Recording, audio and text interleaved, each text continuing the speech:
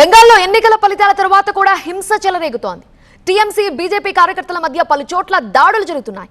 అల్లర్లలో ఇప్పటి వరకు 5గురు ప్రాణాలు కోల్పోయారు. తాజాగా నార్త్ 24 పరగణ జిల్లా మద్యం గ్రామంలో బీజేపీ నేత సువేందు అధికారి పిఏ చంద్రనాథ్ రథ్ హత్య తీవ్ర కలకలం రేపింది. బైక్ పై వచ్చిన దుండగులు కాల్పులు జరిపి పారిపోయారు. చంద్రనాథ్ హత్య వెనుక తృణమూల్ కాంగ్రెస్ నేతల హస్తం ఉందని ఆరోపించారు సువేందు అధికారి. భవానీపూర్లో తన చేతిలో మమత ఓటమిని తట్టుకోలేకే ఈ హత్య చేయించారని ఆరోపించారు.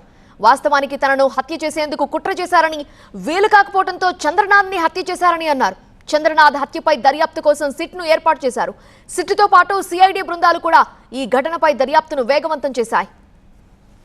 దుండగులు ఉపయోగించిన బైక్ ని పోలీసులు స్వాధీనం చేసుకున్నారు. నకిలీ నెంబర్ ప్లేట్ ని దుండగులు ఉపయోగించినట్లుగా గుర్తించారు. అయితే సువేందు అధికారి ఆరోపణల్ని టీఎంసీ తీవ్రంగా ఖండిస్తోంది. బెంగాల్లో శాంతి భద్రతల గురించి కేంద్ర హోంశాఖ మంత్రి అమిత్ షాను అడిగితే బాగుంటుందని కౌంటర్ ఇచ్చారు. చంద్రనాథ్ హత్యని తీవ్రంగా ఖండిస్తున్నట్లు టీఎంసీ నేతలు తెలిపారు. దీనిపై సిబిఐ దర్యాప్తు చేయాలని డిమాండ్ చేశారు. తాజాగా హౌరాలో టీఎంసీ బీజేపీ కార్యకర్తల మధ్య ఘర్షణలు చెలరేగాయి. బాంబు దాడిలో 2 బీజేపీ కార్యకర్తలకు గాయాలయ్యాయి.